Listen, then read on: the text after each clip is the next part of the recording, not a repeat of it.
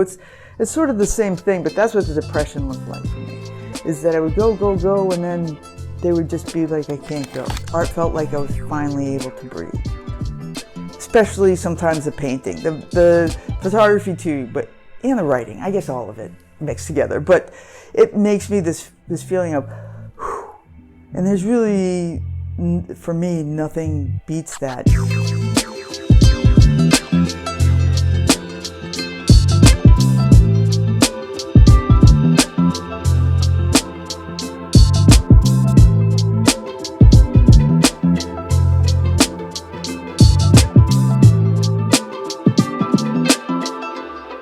So Sarah, thank you very much for being here with us today. I told you a little bit before about Future Voices, Sure. Voz Futura. Yep. And we're trying to tell stories that really matter, because we believe that the ordinary people from our day-to-day life actually have very beautiful, impactful and important stories to tell, but sometimes we take it for granted and we end up not telling those stories to other people, but we think that the true heroes of everyday life are people like you. Oh, thank you. Who are doing your art, who are doing your job, who are taking care of these beauties. And I wanted to start asking you a different question, which I realized that it's a very common question, but we don't ask that so much to people nowadays. How are you feeling today? You know, I'm a little tired, but I'm okay. That's so funny you should ask that, because I was just like, oh my God, I'm so tired. And I think, I tell you the truth, I think it's like a combination of I've been kind of pushing myself to work, and then I'm not a workaholic by any means, but I think like sort of like that push. And then Fred and I went on like a huge adventure to Algiers today for like 3 hours, and I was like, for Portuguese standards, my life was super busy. For US standards, it was not, but like I love my Portuguese standards, so it was pretty busy. So tell me a little bit about these standards. Like, you grew up in the US and then you moved to Portugal. What was life in the U.S. like? How was growing up in the U.S. like? Well, we had talked before. I grew up in a really religious family. They were Jehovah's Witnesses. So that was an adventure by itself. This very cultish, conservative religion. But I also grew up in Boston, which has a pretty high standard. When you're talking about the Boston area, I grew up 30 miles out of Boston. So when you're talking about that, the standard is Harvard University, MIT, Boston College, Berkeley, College of Music. I mean, it's so when you grow up in an environment like that, it's sort of like it's just sort of a different level of I thought like of what was expected of me. So between like society, it's like a big push in Boston. There's doctors and scientists and entrepreneurs and everything else in a small area. And then the religious standards. And then I found out that I wasn't built for either of those standards. So, so when I was a teenager, I left the religion, and even though I did, I got my BA and I had my Master of Fine Arts, my path was really different. I had a small, before I left, I had a small business taking care of dogs. And I used to take groups of dogs on hikes, and I would photograph dogs and do some behavioral training. And people would often ask, like, you can make a living at that? So that's kind of, I was already like on the outside of that. But that said, it was funny because I felt like my life and how it ran was much different than a lot of other people's. So my life, even in the States, wasn't busy, but there was a big disconnect, I think, from the pace of life there. And then when I got here the first time, when I did the Camino de Santiago back in 2013, I immediately fell in love with Portugal, and I realized pretty quickly that people had had a different standard, and like it was life and work. It wasn't work and then life. And like I knew that from something really simple with the coffee. So back in 2013, it's changing a little bit, but pretty much not. But 2013, there's no coffee to go. And so it was my second day on the Camino, and I was like, oh, I'm going to get like an espresso to go. So I was like, cafe para fora? And they were like, no, like, what are you talking about? You crazy American. They were just like, you sit or you stand and you have coffee. And I was like, oh. And at the end of it, I was like, I couldn't wait to like relax and sit down and have a coffee. And so it was just something really simple like that. I knew the pace of life was very different, and it really suited me. So just to go back a little bit about your life in the U.S., there was this imminent pressure of living surrounded by all these fancy universities, Ivy League stuff. And you also talked about religion, which was growing up not only in a community that's very religious, but also in a family that was hyper-religious. And how was growing up in that family? Like, how did you feel growing up in that family? Well, I think in any of those communities, when you're talking about it, so with Jehovah's Witnesses, essentially, I mean, they go to school and they work in the outside world, but their social life is really limited to pretty much people who are Jehovah's Witnesses. So when you grow up like that, your world is like really small. And as a little kid, it's kind of nice, right? Like, it's kind of like you go to church, you see the people, you go to church 3 times a week. The problem started coming is when I started getting older, and I was in school a couple of years, and I realized there were other religions out there, and there were other kids, and, as witnesses, they were taught, like, we're the chosen people, right? And, they totally displaced, like, so they were just like, we're the chosen people, and I was just like, well, how do you know you're chosen? Because then I had friends who were Jewish, and they were like, they were like God's chosen people. Like, how did like a religion in the 1800s like displace like that, And then a lot of people were Catholic and Protestant. So things started coming up like that. And then when I got into a teenage, like my teenage years, it became hard. It became, I wanted different things. And there was a real pressure, and I started to rebel because, some kids or some teenagers are really articulate, and they can say, this is what I want, this is what I don't want. I wasn't so articulate. I was more like, you want to know how unhappy I am? I'll show you how unhappy I am, which got the job done, but it wasn't as, so there was that sort of like rebellion, like smoking or smoking pot or, celebrating holidays, because Jehovah's Witnesses aren't supposed to celebrate holidays, so they would catch me with like Halloween candy, and I'd be like, oh, so it's just, so it's that sort of all-encompassing, like they were gonna dictate to me how I felt, how I thought, what I could think about, what I couldn't, and I'm just. Not only was I a teenager, but just as a person, I couldn't live like that.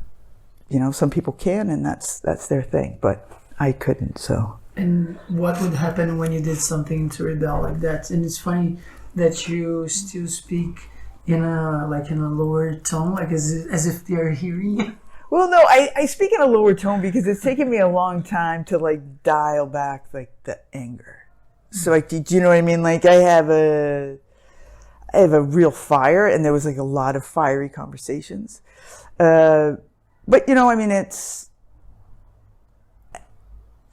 I like to talk about it in a rational way now, because I spent a lot of my energy, my 20s, my 30s,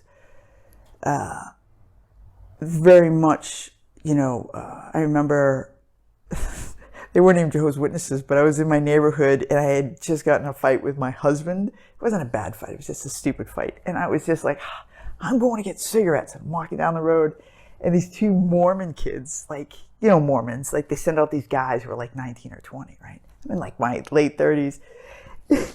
And they were like, can we tell you about God? And I'm like, let me tell you about God. I'll stick that Bible up your fucking ass. Like, they were just like, whoa. So there was, there's a lot of, like, there's still like a lot of fire. So now, like, like I've done like a enormous amount of like in-depth like evaluation and analysis, and so I think that talking softly is probably due to me knowing what a touchy subject it is. Because when I did leave the church, it was very dramatic. They kicked me out. I left. It was put on display for everybody in the church that I was being kicked out because, I had gone against their tenets, and pretty much I wouldn't say I was sorry. So there was a lot of emotion, and it was very dramatic, and it lasted almost 3 years. So before they changed their rules or whatever. So I think that's probably the reason for me trying to cool it down. I think that's probably why I have like a lot of blue, because blue is like an opening. Blue surrounds me. It's like, it's the cool blue. So is it right if I ask you that in some way you still carry a little bit of this anger with you nowadays? Where I think I think like anger is like your double-edged sword. I think for a long time, like I didn't know. I think for a long time I wasn't sure how to express it, or I wasn't sure like what was behind it or move past it. And I think now, I can still get really fiery. Do you know what I mean?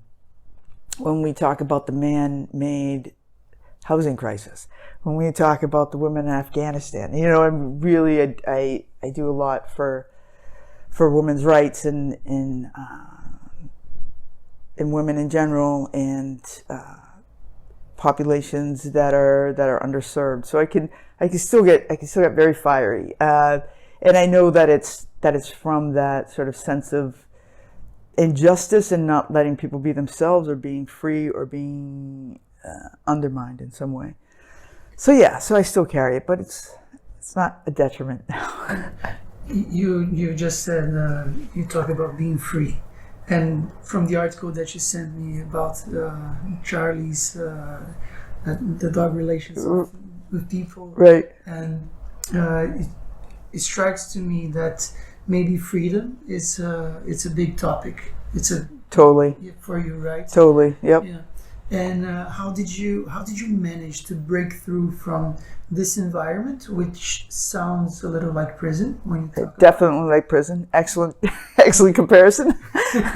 How do you break through from that, and how do you overcome, and what is the next step in your life that makes you get away from that, and how did you, like, what is the story between that and becoming an artist like you are now? So I think I broke free, and I kind of didn't know what to do with myself, and so there were a lot of years of like, I got married early.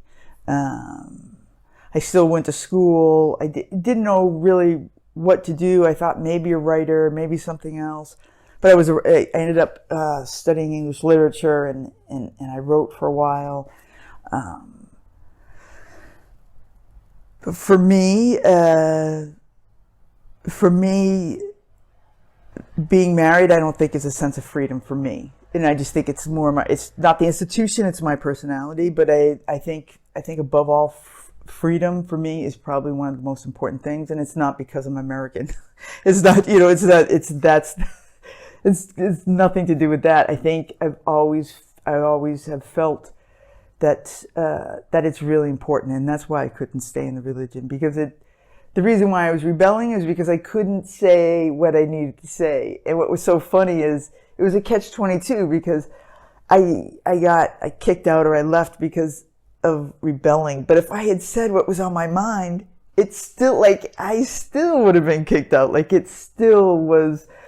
So I think I was on the edges a lot of art. I was very afraid to do something like be an artist, because it has a really bad rap, especially as far as like, everyone's heard of it, like the starving artist, or so I didn't. I grew up working middle class, which meant that sometimes, like, we were never destitute, but we were poor. So I knew what it meant, and I really didn't want to. I didn't want to be struggling financially, and it was a real thing. And so I was really fortunate. I was going to say lucky, but it was more fortunate that I found the dogs, because first of all, they cooled down like my hot spirit. I was really able to dig into the photography because I was with them in the woods all day, and I could photograph them, and I could photograph nature, and I could see what worked and see what didn't, and it was all in my own time.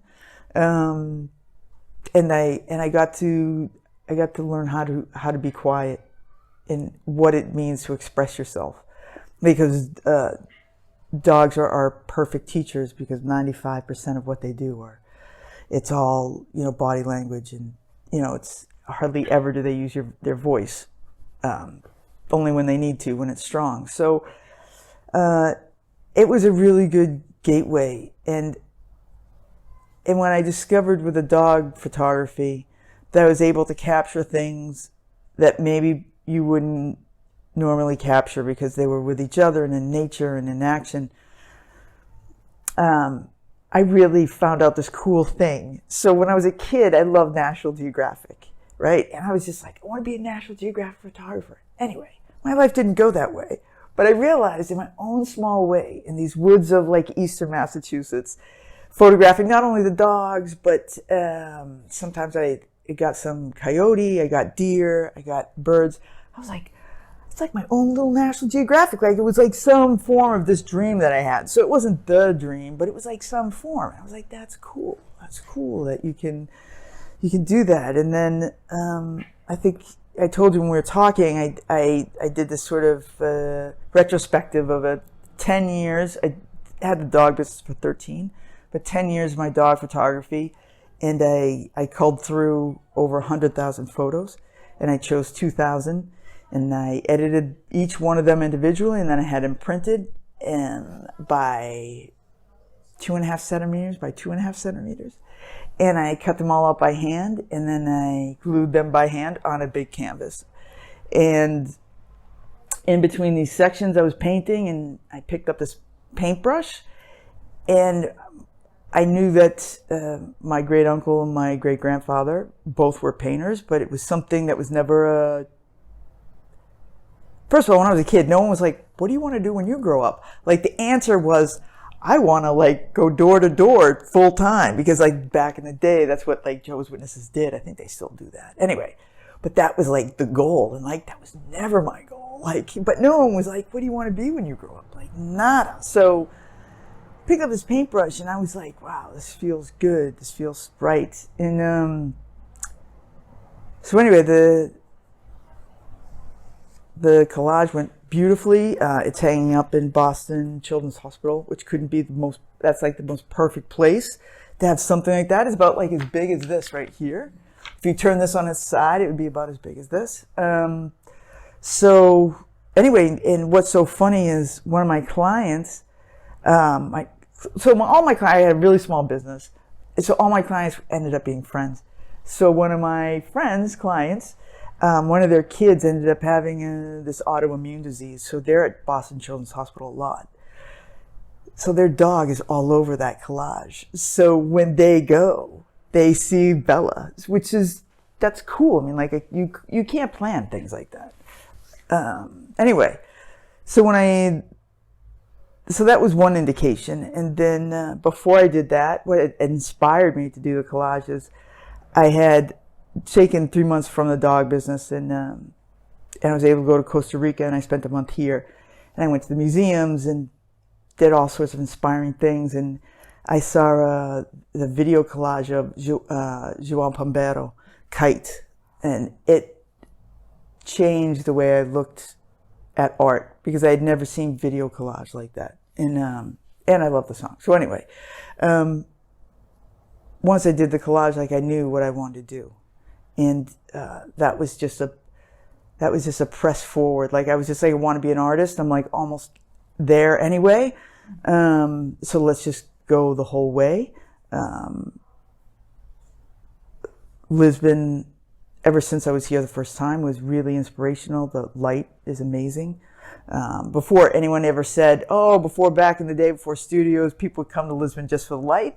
It totally made sense to me because every day, like on the other side of the apartment is my bedroom, and it looks out to the sky, and I see the light every day. And so it just, I knew this is where I wanted to be. And when the pandemic happened, I was already starting to shut down my life in Boston, and I just continued to shut it down. And I said, I'm just going to go to Lisbon and see what happens. So here I am in Lisbon seeing what's happened. So that's very cool. And if you don't mind if I ask you, I feel like that there are a lot of people who go through some of the feelings that you went through about like being stuck.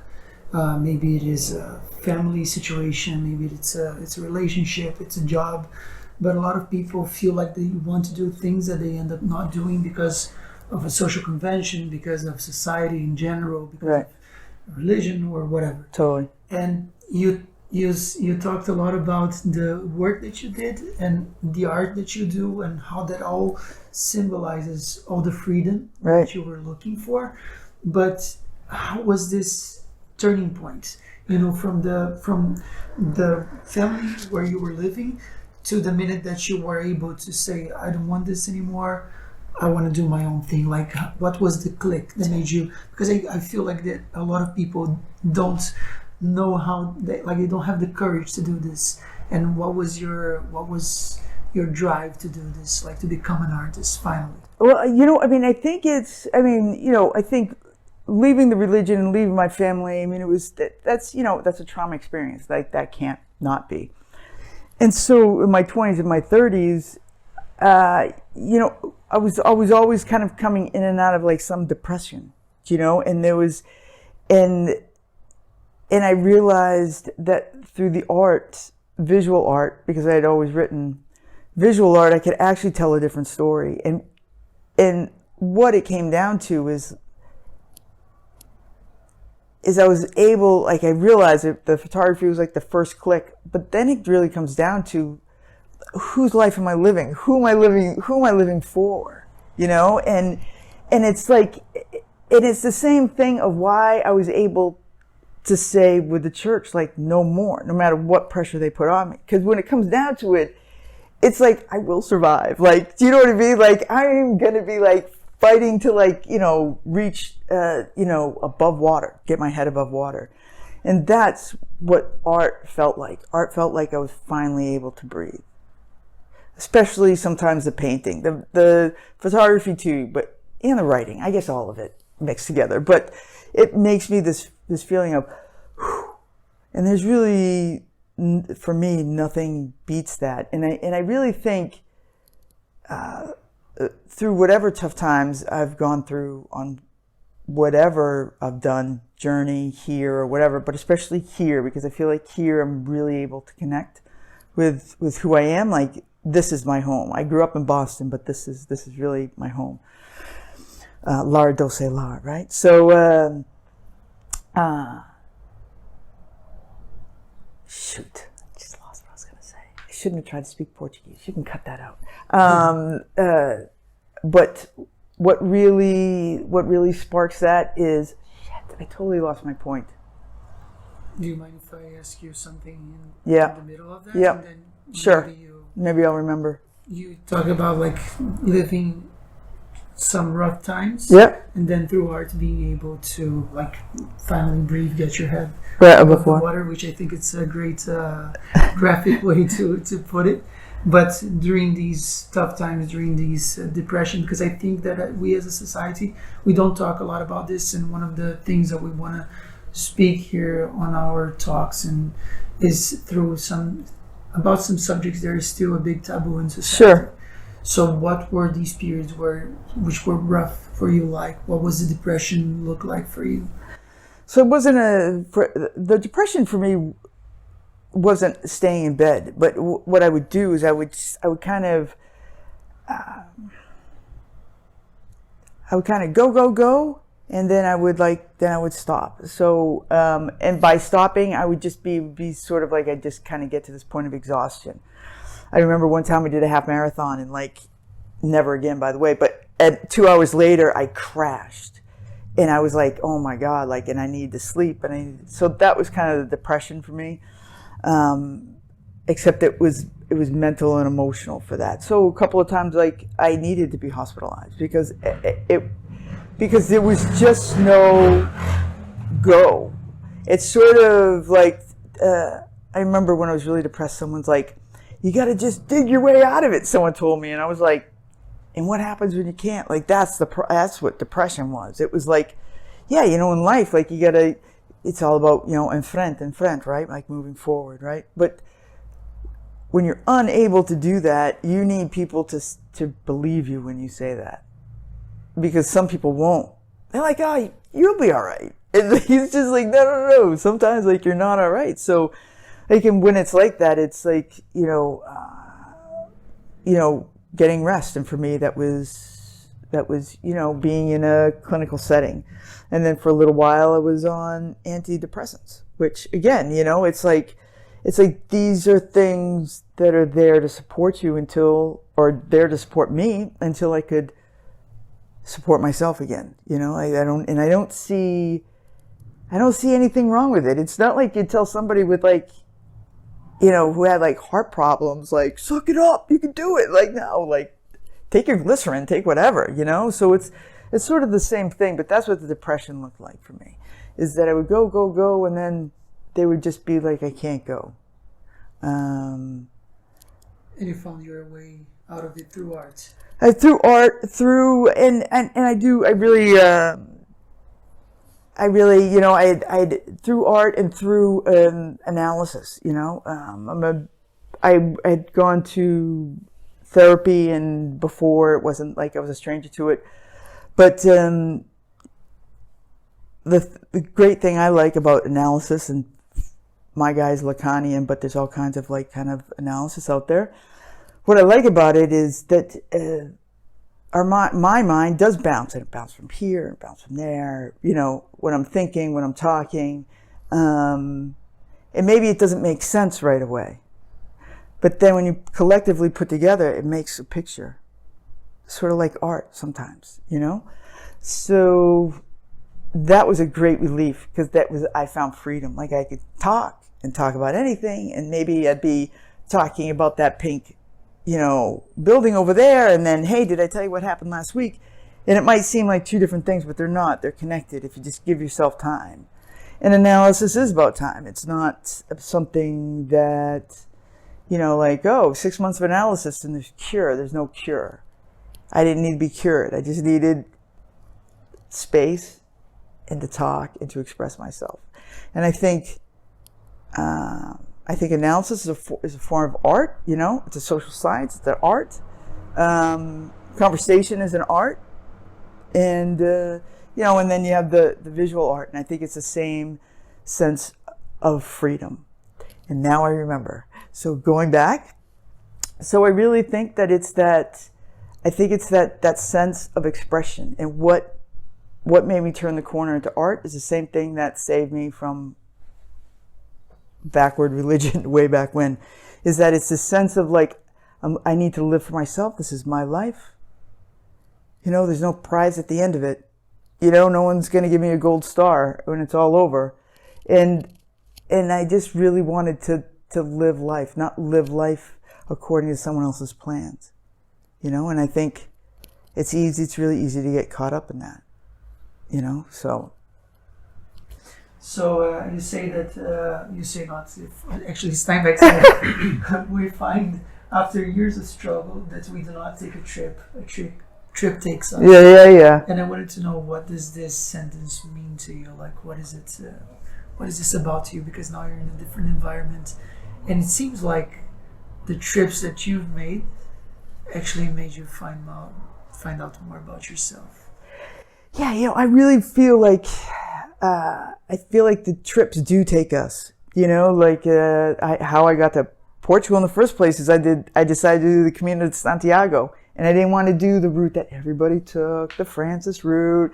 I was like, no, I want to do something different, and so it brought me here. And then when I got here, I was like, whoa, and so it does it. I think if we allow trips, and that doesn't mean to be extensive, but like this every morning, or maybe not every morning, but this morning, like we went to Algés, and we're along the beach, and it's because there were people, and the Pope's coming next week. Like we had to there was like little diversions, but it ends up taking us, right? Like it's like, where are we gonna go? And I think if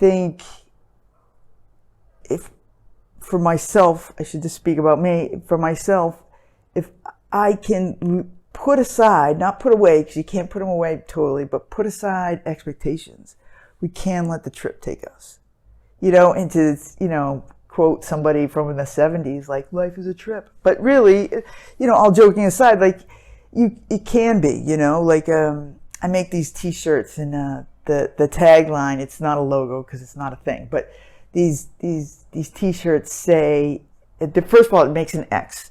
And on one side of the X, it says, adventure is everywhere. And then in Portuguese, it says, quiseres onde... No, desculpe. Aventura onde quiseres. Venture where you want, right? So, and I thought, and that itself says a lot. And for me, like, having an adventure, how small or how grand it is an adventure. So, and I think that gives me a lot of freedom, gives me a lot of personal freedom to be like, that didn't work out. Well, that was an adventure. Like, it's just. I just wanted to ask you, like, a couple more things, which is, what would be the most important message that you would give to people who are maybe going through some struggles in life and they need to find a path? Because you told me before, and I kept this image in my head about the phoenix. About being Right. And what would you say to people who are now in a struggling position and want, or actually need to break through and be a phoenix? Right. Be a phoenix and fly away, right? So, wow, that's a tough one. I think it's first of all, it's okay to struggle, and it's like really okay to be just like, wow, like, I'm struggling. And I think the most important thing is to find people who can support you. And support you isn't just about being your cheerleader, but I think some of the most valuable people in my life today tell me in a very kind way, but sometimes tell me things that I don't want to hear. And like, I need to be responsible for that. But if you're having a tough time, and then you do need to somehow seek the help, or ask somebody to help you get help. Because I think because like you said, like, it's still a taboo, right? Like, like mental health, and really, like, it shouldn't be. And if you take out shouldn't, it's actually like a necessity. It's, it should be in parity with physical health,